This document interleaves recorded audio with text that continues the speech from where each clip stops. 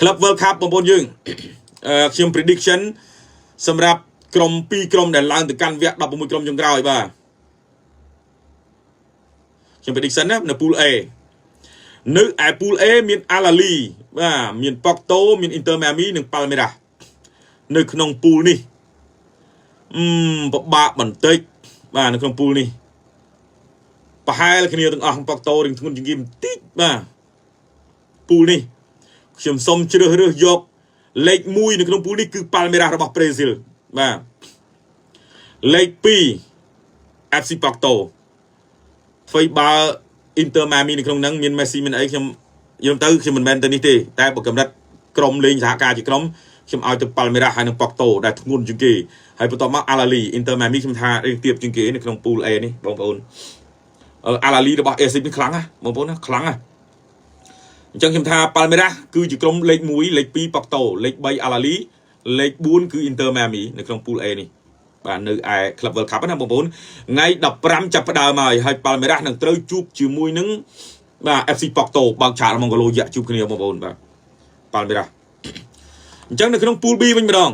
នៅឯ Pool B Atletico Madrid មាន Atletico Madrid ហ្នឹងមាន Botafogo របស់ប្រេស៊ីលមាន Seattle Sounders របស់អាមេរិកហើយនិង Paris Saint-Germain របស់បារាំងក្នុង Pool នេះយើងគាត់តែសម្លឹងមកហ្នឹងគឺបងប្អូនយើងដែលមិនសូវបានមើលណាប្រកាសជានិយាយថា Paris លេខ1 Atletico លេខ2ហើយប៉ុន្តែកុំច្រឡំជាមួយនឹង Botafogo ឲ្យសោះ Botafogo គឺជាគីឡូយ៉ារបស់ប្រេស៊ីលដែរពួកគេទើបតែឡើងជើងដែរក៏ប៉ុន្តែឡើងគឺឡើងខ្លាំងបងប្អូនបាទ Botafogo ខ្ញុំមានអារម្មណ៍ថាបន្ទង់បន្តិចបាទសម្រាប់ Pool នេះ Seattle Sounders ខ្ញុំថារឿងទៀបជាងគេបាទក្រុមមកពីអាមេរិក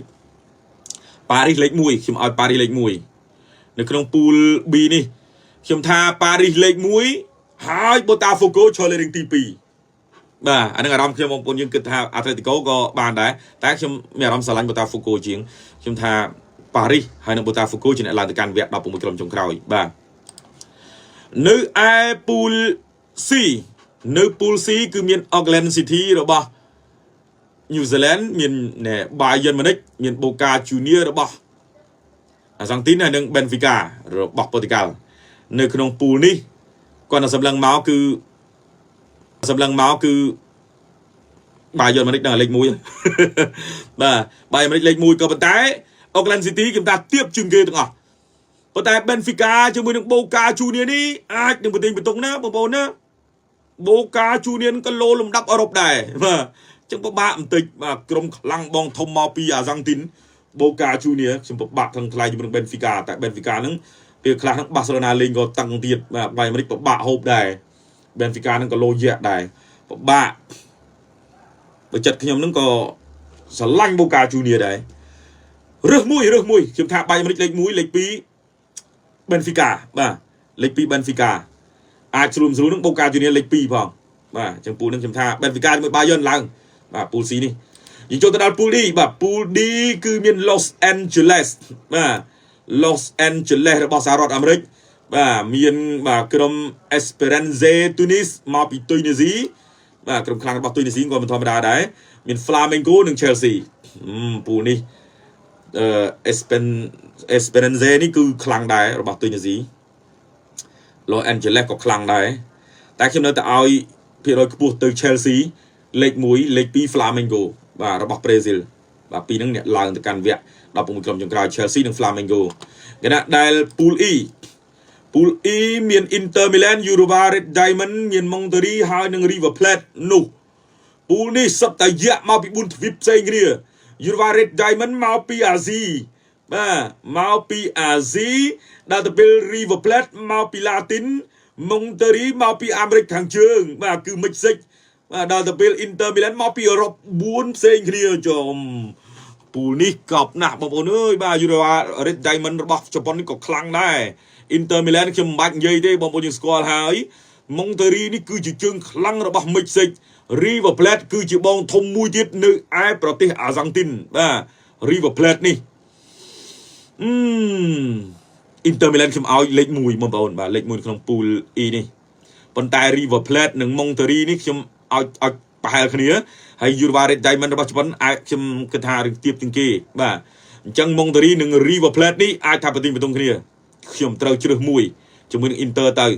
ខ្ញុំថា Inter Milan ឡើងវគ្គ16ក្រុមចុងក្រោយហើយនឹង River Plate របស់ Argentina ជាអ្នកឡើងបាទទៅកាន់វគ្គ16ក្រុមចុងក្រោយគណៈដែលយើងទៅមើល Pool F គឺមាន Ulsan Hyundai របស់នៅកូរ៉េខាងត្បូងរួមជាមួយនឹងបាទក្រុម Mamelodi Sounder បាទ Sundown Mamelodi Sundown មកពីអាហ្វ្រិកខាងត្បូងបាទមកពីអាហ្វ្រិកខាងត្បូងហើយមាន Fluminense រួមជាមួយនឹង Borussia Dortmund ណែនៅក្នុងពូលនេះខ្ញុំថា Sundown មកពីអាហ្វ្រិកខាងត្បូងនឹងអាចថាប្រហែលជាមួយនឹង Ulsan Hyundai តែ Ulsan រឿងទៀតជាងតិច Ulsan មួយរយៈចុងក្រោយធ្លាក់ជើងណាសំបីតាក្រុមមកពីថៃដូចជាបុរីរ៉ាំងក៏ពិបាកលេងឈ្នះគេផងបាទអញ្ចឹង Ulsan ខ្ញុំថាស្រាលជាងគេ Sounder ខ្ញុំថាលំដាប់ទី3ចុះ Fluminense របស់ Brazil ខ្ញុំថាលេខ2លេខ1 Dortmund បាទពីរអ្នកនឹងឡើងបាទគឺ Fluminense រួមជាមួយនឹង Dortmund បាទខណៈដែល Pool G គឺមាន Al Ain របស់នៅកាតាមាន Juventus Man City បាទរួមជាមួយនឹងបាទក្រុម Wydad Casablanca របស់ម៉ារ៉ុកបាទ Wydad Casablanca ហ្នឹងក៏ជាគីឡូធ្ងន់ដែរក៏ប៉ុន្តែខ្ញុំហ៊ានជ្រើសភ្លាមតែម្ដងគឺខ្ញុំយក Juventus និង Man City លេខ1 Juventus លេខ2នៅក្នុងពូលនេះបាទខណៈដែល Al Ain លេខ4ខ្ញុំឲ្យWydad លេខ3នៅក្នុងពូលG នេះពូលចុងក្រោយគឺមាន Al Hilal Pachuca មាន Salzburg និង Real Madrid ណែនៅក្នុងពូលនេះអឺរ៉ុប2គឺ Salzburg ហើយនិង Real Madrid មកពីអាមេរិកខាងជើងគឺ Pachuca របស់មិចស៊ិករួមជាមួយនឹង Al Hilal របស់អាស៊ីបាទអញ្ចឹងពូលនេះខ្ញុំឲ្យ Real Madrid លេខ1គ្មានសង្ស័យទេបាទពូលនេះក៏ប៉ុន្តែលេខ2គឺប្រទីងបន្ទង់ទាំង3គីឡូប៉ុនគ្នាទាំង3 Salzburg នៅអឺរ៉ុបហ្នឹងក៏មិនលើ Pachuca របស់មិចស៊ិកដែរក៏មិនលើ Al Hilal ដែរខ្ញុំសូមជ្រើសរើសយកយក Al Hilal បាទ Real Madrid និង Al Hilal បាទឡើងទៅកាន់វគ្គ16ក្រុមចុងក្រោយបងប្អូនយើងបាទ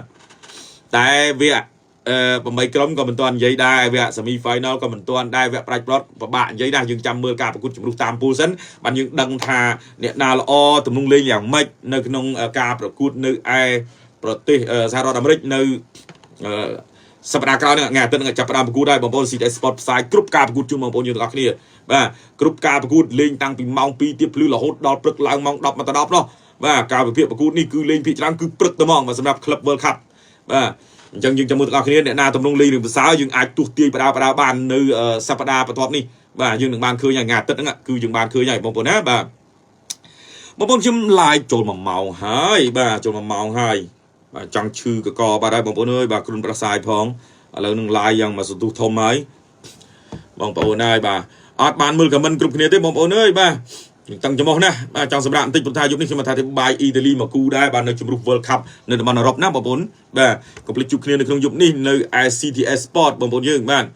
អរគុណច្រើនបាទសូមអធិស្ឋានដែលមិនបានអាន comment បងប្អូនអើយបាទសូមទោសដែលខ្ញុំនិយាយទៅប៉ះពាល់អារម្មណ៍បងប្អូនយើងសូមអធិស្ឋានផងបងប្អូនណាយើងជួបគ្នានៅក្នុងការផ្សាយនៅក្នុងយប់នេះនឹងពេលវេលាបន្តជាបន្តទៀតសម្រាប់ពេលខ្ញុំបាទហុយរវុធក៏សូមអរគុណសូមគោរពលាត្រឹមតែប៉ុណ្ណេះបាទស្រឡាញ់បងប្អូនទាំងអស់គ្នាអរគុណសូមជម្រាបលាបាទ